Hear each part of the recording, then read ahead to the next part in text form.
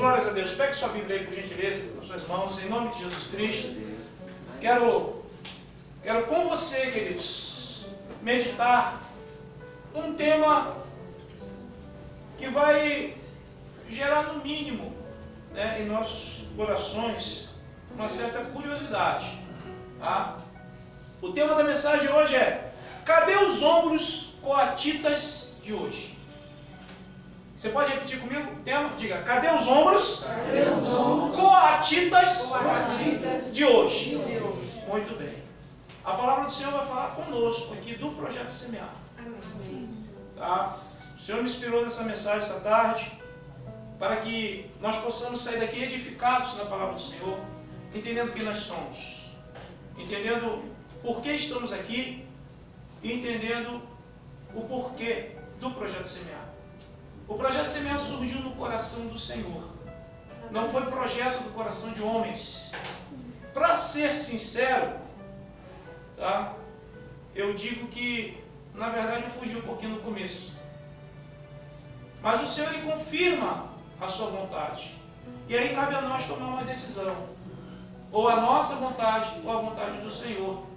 E eu confesso que hoje eu me sinto muito satisfeito por ter dado ouvidos à vontade do Senhor. Porque a Bíblia diz que há caminhos que ao homem parece ser bom, mas no final é caminho de morte, não é? Então é melhor nós estarmos no caminho do Senhor, porque esse caminho é de vida. Jesus, Ele diz, né? Eu sou o caminho, a verdade e a vida. Então, se nós caminharmos pelas pisaduras de Jesus, se formos pelo caminho que Jesus seguiu, nós vamos alcançar o quê? Vida. E a Bíblia diz que é vida em abundância, significa viver bastante. E se não dizer viver eternamente. Amém? Então, por Jesus a gente vive eternamente. Até porque a nossa vida ela não se restringe só aqui nesse planeta, não é?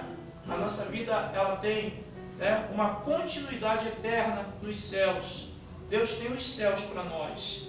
Tá? E esses céus é alcançado pela misericórdia dele, porque ele nos deu esse direito de alcançar esse céu. Amém, queridos? Amém. Então, cadê os ombros coatitas de hoje? Nós vamos meditar nesse tema, nós vamos meditar no que a palavra tem a nos dizer nessa noite. Eu quero convidar você a abrir a sua Bíblia lá no livro de Números.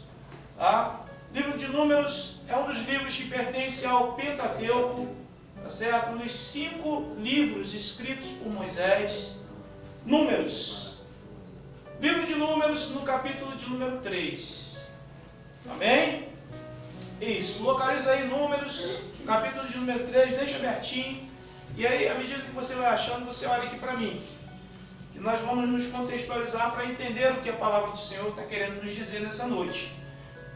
Cadê os ombros coatitas de hoje?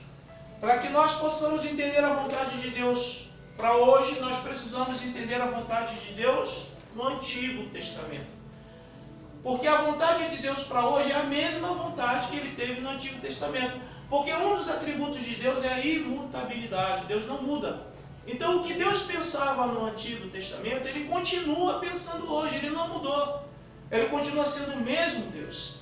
E Ele continua olhando para o homem da mesma forma que olhava no passado. Deus continua nos olhando como olhava nos tempos de Moisés. Tá certo, queridos? O que acontece? Deus tira o seu povo com mão forte do Egito, porque Deus queria organizar uma nação. E para que uma nação seja nação, precisa povo, lei e território. Povo, lei e território. Deus tira o povo que era escravo do Egito. Tá certo? E agora no deserto, Deus começa a dar as leis cerimoniais e as leis civis para uma nação que seria brevemente organizada quando entrasse no território. A partir daí, a partir das leis que o Senhor concede a esse povo, Ele dá um código de lei civil para que se organize, tá, a nação, para que seja uma nação de fato e verdade. Concede a Constituição de Israel, certo? E embutida nessa Constituição está também as leis cerimoniais, aonde Deus dá agora a Moisés a direção para que fosse construída a igreja do Antigo Testamento. a igreja, tá, provisória, que era chamado de tabernáculo.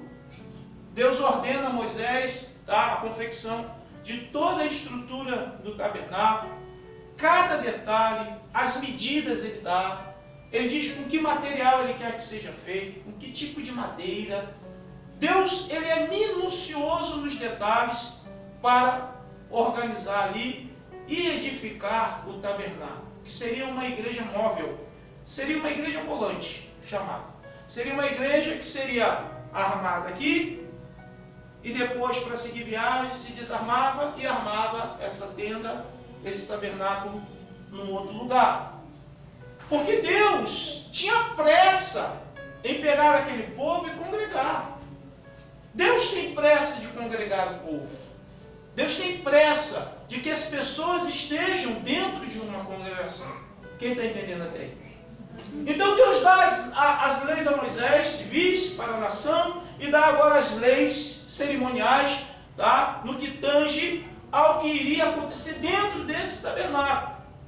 Deus escolhe, tá, da descendência de Arão, os sacerdotes, para que pudessem oficializar essas cerimônias.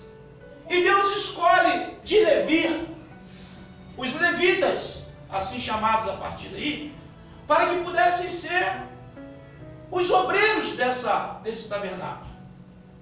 Deus chama os filhos de Levi, tá? E Deus dá incumbências a esses filhos. São 3, na verdade, os patriarcas de Levi.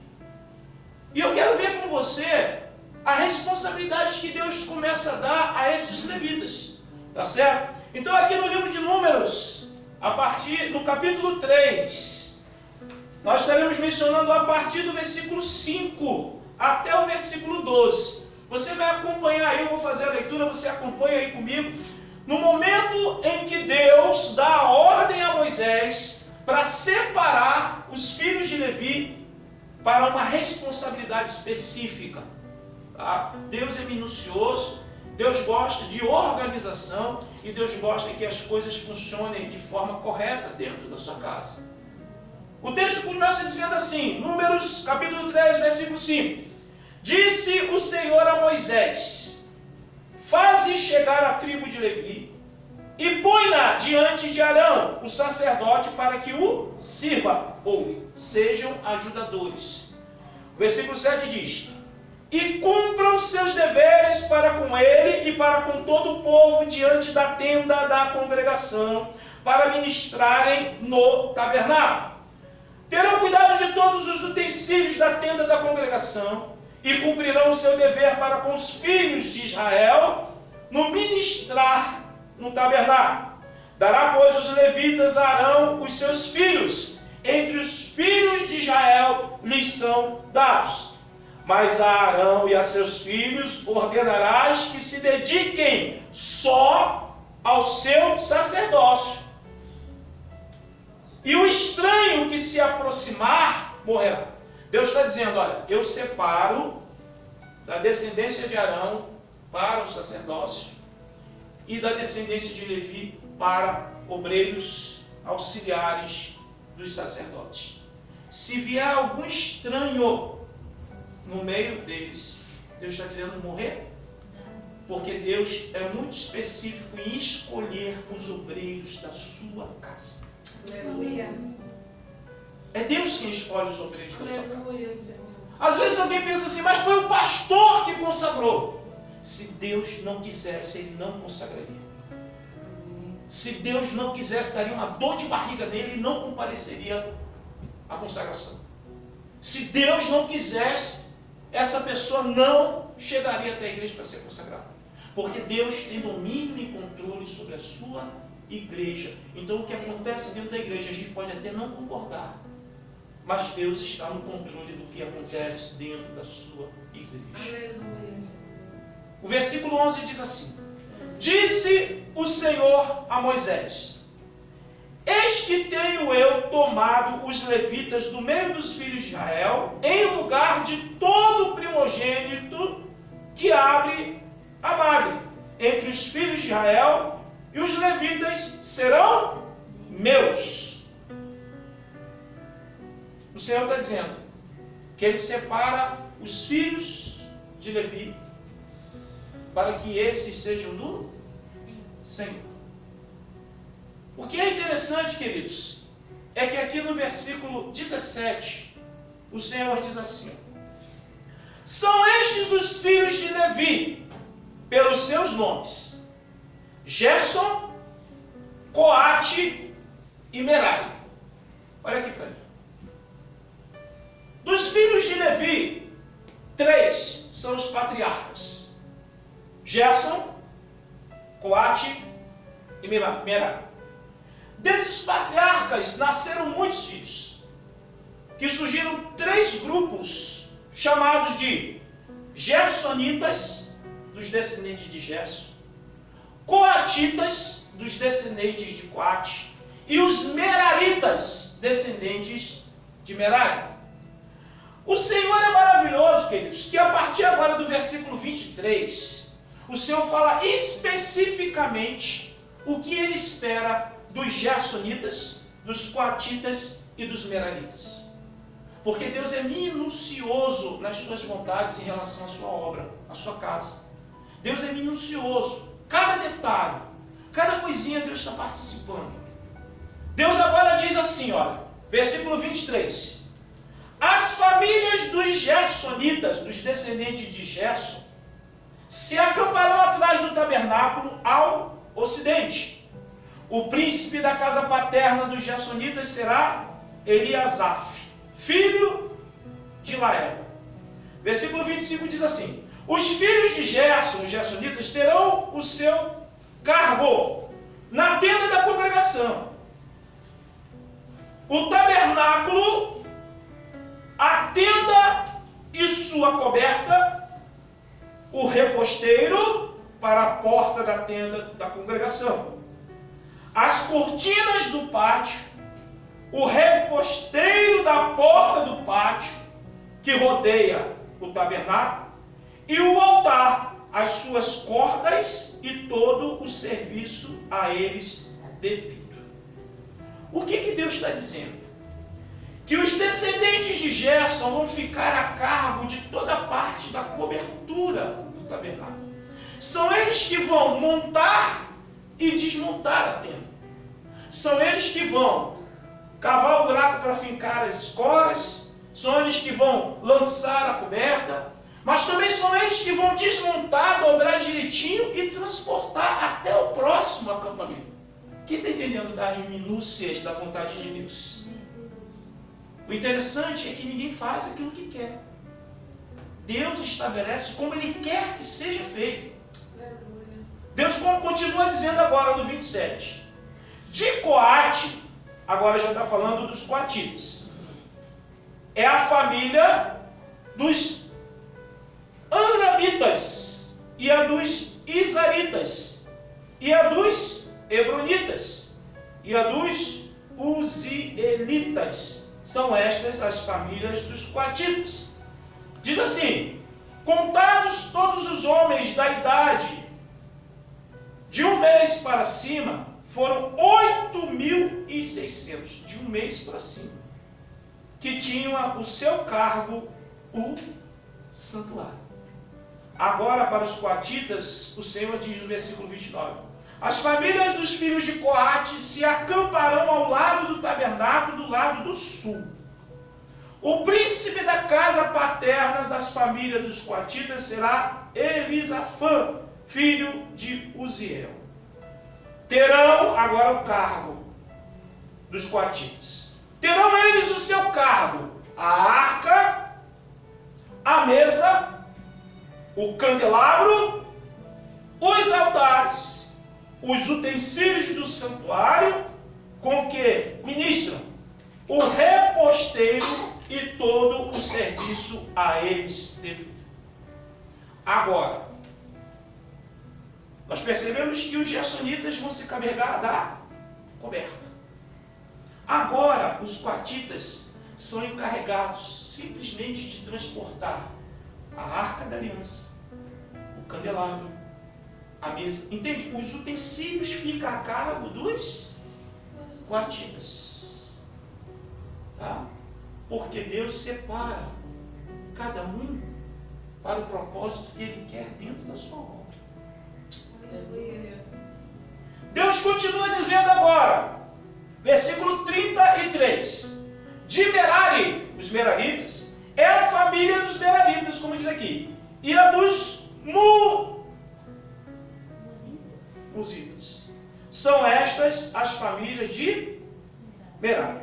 Todos os homens que deles foram contados, de um mês para cima, foram 6.200. Olha quanta gente para trabalhar nessa obra. Que incrível, né, queridos? Versículo 35 diz: o príncipe da casa paterna das famílias de Merari será Zuriel, filho de Abiail. Acampação ao lado do tabernáculo, do lado norte.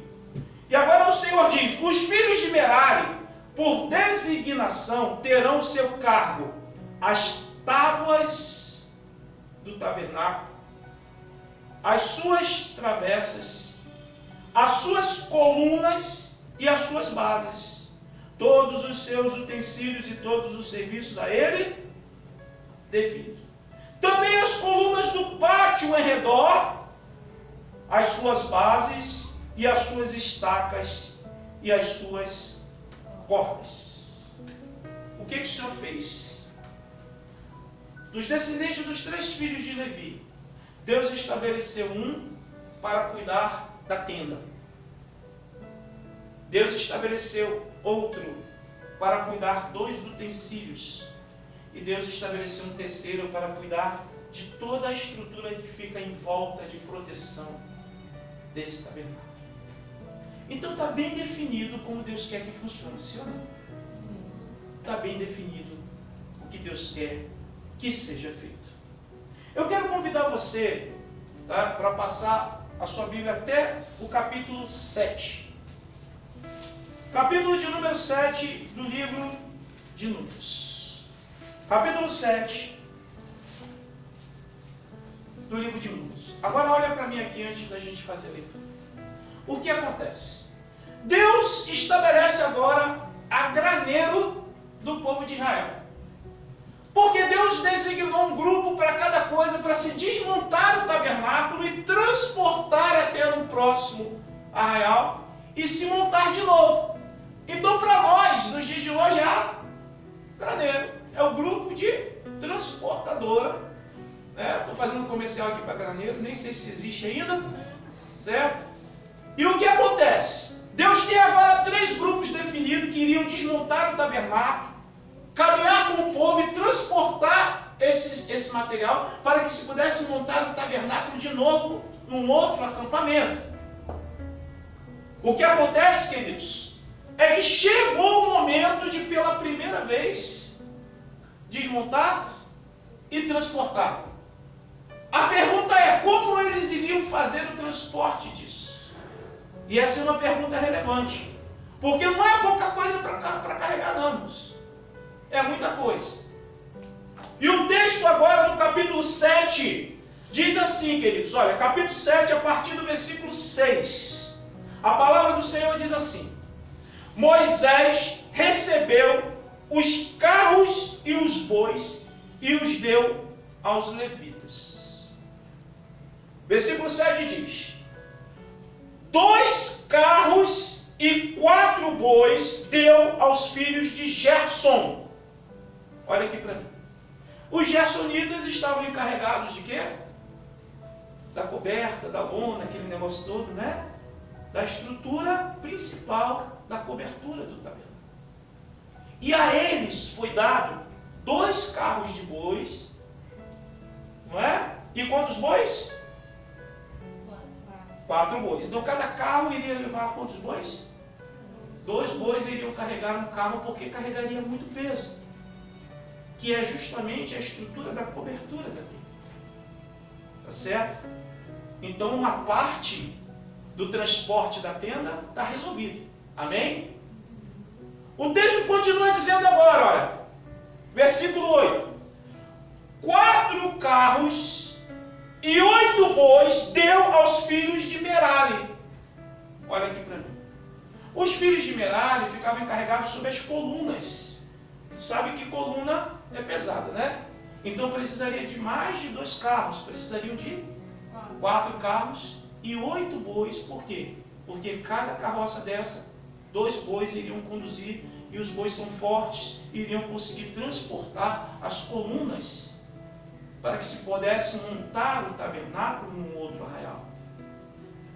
O que eu quero te chamar a atenção, queridos, é em relação à família, os descendentes de Coate, que carregam a arca, o candelabro, os utensílios.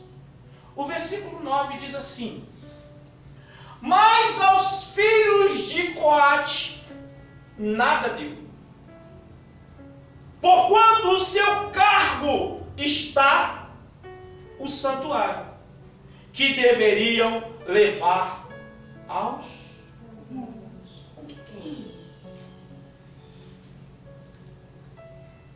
A palavra do Senhor é intrigante, mas é maravilhosa.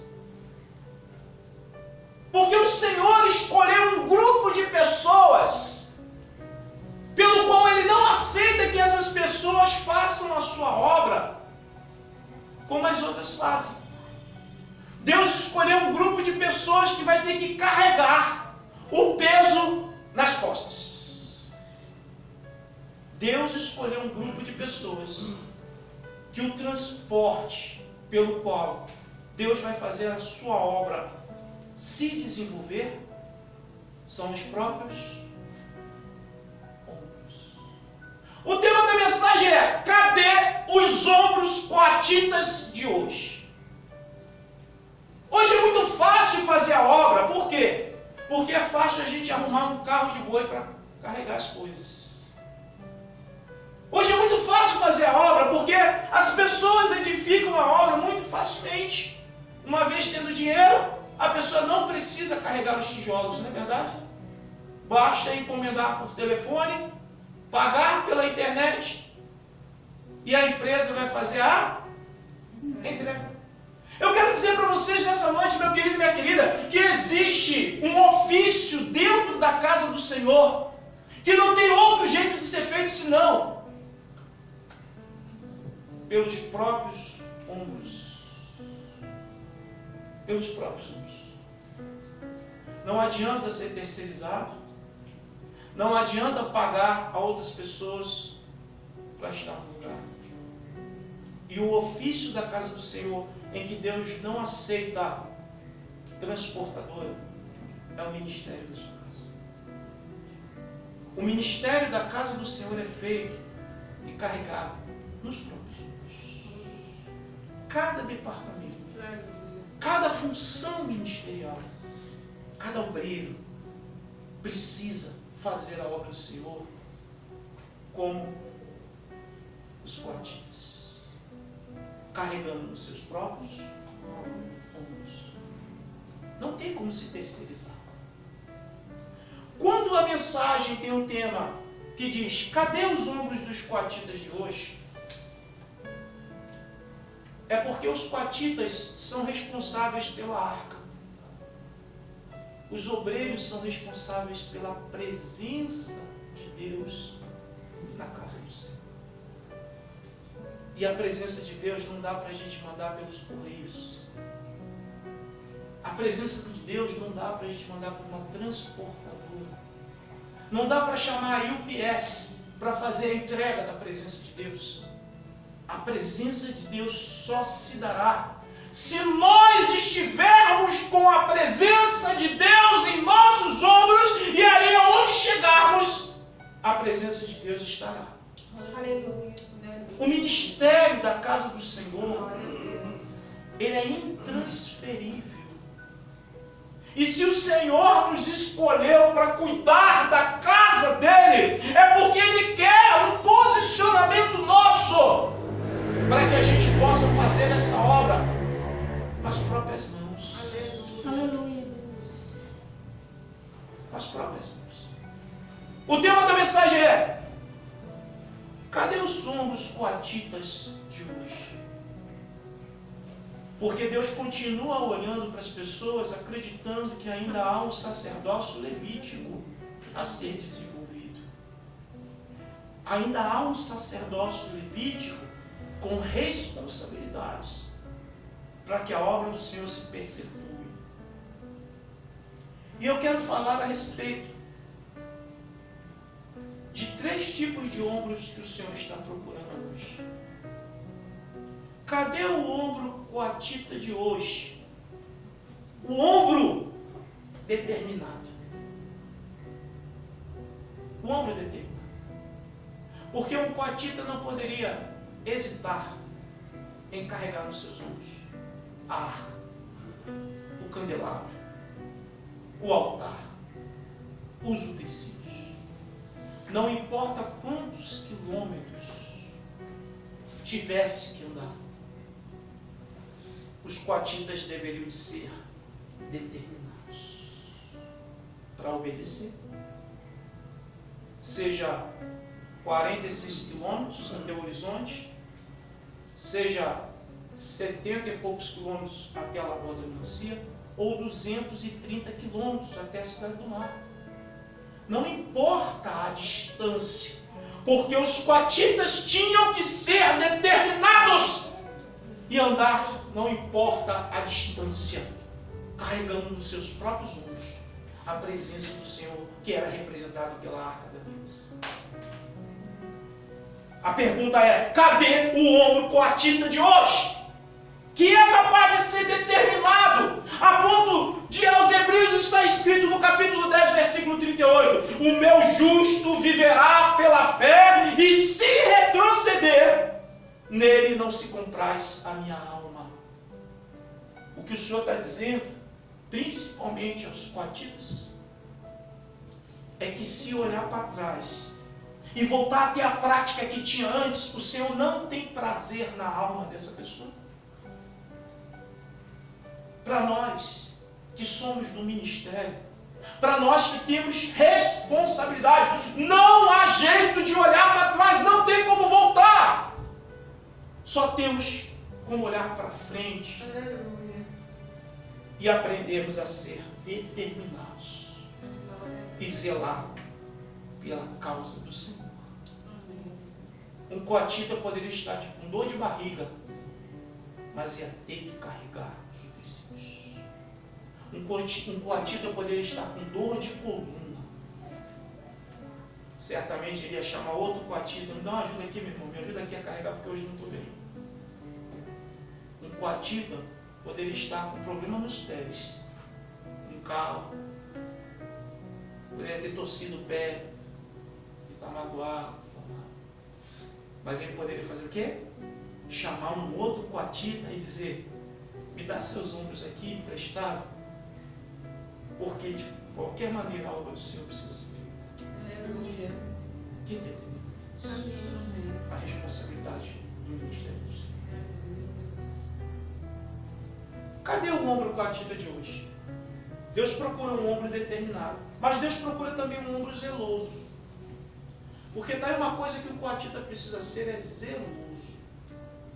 A palavra do Senhor, em Salmo 69, versículo 9, o próprio Davi, ele diz assim: pois o zelo da casa do Senhor me consumiu. Zeloso.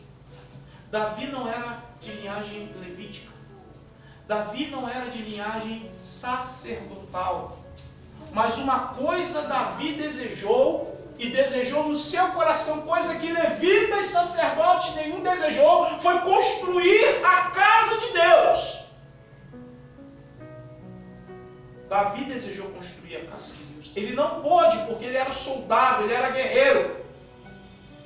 Mas o Senhor aceitou a casa para ele pelas mãos de Salomão, seu filho. O próprio Senhor Jesus, lá no Evangelho de João, capítulo 2, versículo 17, quando ele faz a purificação da igreja, lembra que ele botou para correr os cambistas? Lembra que ele colocou as mesas dos vendedores tudo no chão e botou todo mundo para correr? Os discípulos naquela hora se lembraram do salmo escrito por Davi, que o zelo da casa do Senhor o consumiria, porque um coatita sofre por causa da casa do Senhor. Um coatita chora por causa da casa do Senhor. Um coatita não está envolvido com as coisas do mundo, não está envolvido com as coisas terrenas. Um coatita está com o coração na casa do Senhor. Aleluia, Deus, glória. Cadê os coatitas de hoje? Cadê os ombros dos coatitas de hoje? Será que os coatitas de hoje se deixaram perverter por toda a ilusão que esse mundo oferece? Será que os coatitas esqueceram da responsabilidade que o sacerdócio tem sobre os seus ombros? Porque pelo que eu vejo, as igrejas não vão bem. Pelo que eu vejo, as igrejas não vão bem. Aonde está o ombro dos coatitas de hoje? Que são determinados, que são zelosos. Porque Deus está procurando ombros determinados e zelosos para carregarem a presença dEle para onde quer que for. Mas o Senhor também está procurando um ombro de coatita que seja valente e incansável. Porque um coatita tem que ser valente. Se você experimentar carregar nas mãos 1 quilo de arroz, é bem levezinho, você andando daqui até ali na esquina, 200 metros, experimenta andar com 1 quilo de arroz, 2 quilômetros, vai parecer 1 tonelada nas tuas mãos, aquele quilo de arroz. Experimenta andar 5 quilômetros, vai parecer que você está carregando, queridos, 1 tonelada nos seus ombros. O coatita, queridos, precisa ser valente e determinado. Precisa ser valente e zeloso. Mas precisa ser valente e incansável. Aleluia, Deus. Porque a obra do Senhor não pode parar. Tem que ser incansável. Alguém pode dizer para o coatita: você é incapaz. E certamente um coatita nesse perfil vai dizer: mas eu não desisto. Aleluia. Alguém pode dizer para o coatita: você não tem perfil. E o coatita vai responder: mas Deus me escolheu e eu vou fazer. Amém, Senhor. Talvez alguém diga para o coatita: olha, rapaz, tem gente melhor do que você para fazer. E o coatita de Deus vai dizer: não importa, sou eu que Ele quer que faça. E eu vou fazer. Amém, Senhor.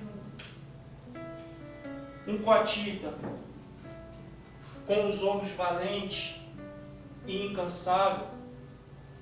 Eu quero trazer à memória Neemias.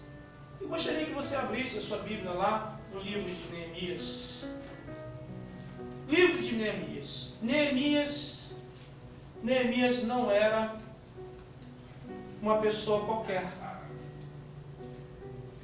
E ele tem muito a nos ensinar, queridos.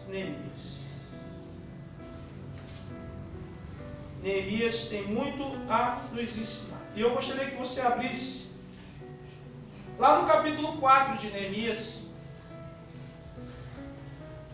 E ele mostra como um coatita deve ser: valente e incansável. No capítulo 4 de Neemias, no versículo 17, diz assim: os carregadores que por si mesmo tomavam as cargas, cada um com uma das mãos fazia a obra e com a outra segurava. Eita, pensa num obreiro valente e incansável. Pegava a colher de pedreiro, segurando aqui a espada, com a colher de pedreiro colocava a massa em cima do tijolo, com a mesma mão pegava o tijolo e colocava em cima da massa. Pegava a massa, colocava em cima do tijolo, com a mesma mão pegava o tijolo e colocava em cima da massa. E uma mão preparada para os inimigos que se aproximassem. Porque o coatita precisa ser valente e incansável na obra do Senhor. A obra do Senhor não pode ser conduzida por covardes, por molengas, por preguiçosos. A obra do Senhor precisa ser feita por valentes e incansáveis. É esse tipo de gente que Deus conta para a sua obra. Valente e incansável. Que não se distrai com a TV. Que não se distrai com as atrações do mundo, com o circo do Marcos Frota. Que não se distrai com as ofertas do mundo, que não se distrai com as coisas dessa terra. Porque o coatita da obra do Senhor, que é obreiro da obra do Senhor, que tem responsabilidade ministerial da casa do Senhor, precisa ser valente e incansável. Aonde está o ombro coatita de hoje para carregar os utensílios da casa do Senhor? Principalmente a arca, que representa a presença de Deus. Aonde está o ombro coatita de hoje? Eu sei que a palavra é forte, mas é a palavra de Deus. Aleluia. Eu não escrevi essa palavra. Eu não tive participação nessa palavra. O que me cabe é transmiti-la. Assim como essa palavra aperta muita gente na igreja, me aperta também. Porque eu também tenho responsabilidade, tal qual cada um aqui nessa igreja. E o Senhor é maravilhoso, porque independente dos meus defeitos, que eu tenho muitos, o Senhor ainda diz para mim: faz a minha obra, faz a minha obra, prega a minha palavra, não retroceda, não olhe para trás, seja determinado, seja zeloso, seja valente e seja incansável. Aleluia, Deus, glórias a ti. E eu tenho dito para o Senhor nesse dia: Oh, aleluia. eis-me aqui, Senhor. Se tu me escolher como coatita, eis-me aqui, Senhor. Sabendo, Senhor, que eu vou falhar. Mas uma coisa eu prometo, Senhor: que eu vou fazer força, eu vou me esforçar para que a tua obra seja concretizada na minha geração. Porque eu quero passar a minha geração para a próxima com uma obra edificada ao Senhor. E seja registrado isso no reino dos céus. Eu vou fazer uma pergunta, não precisa de respostas. É para que você possa responder para si mesmo nessa noite. Você poderia hoje dizer, como coatita: eis-me aqui, Senhor?